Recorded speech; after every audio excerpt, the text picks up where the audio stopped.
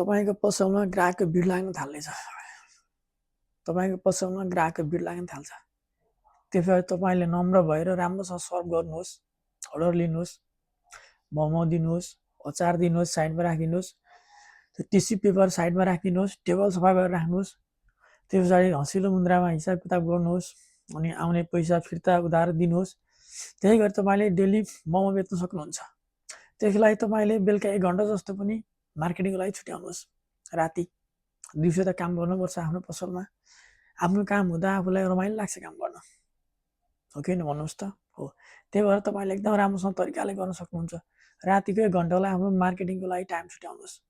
तपाईँले ब्यानरहरू 2-4 बनाउनुहोस्, सानो खालको त्यो भिजिङ टाइपको, र पोलहरूमा भित्ताहरूमा टाँसिदिनुहोस् तपाईँको नै उपलब्ध छ भने डेलिभरी पनि छ भनेर।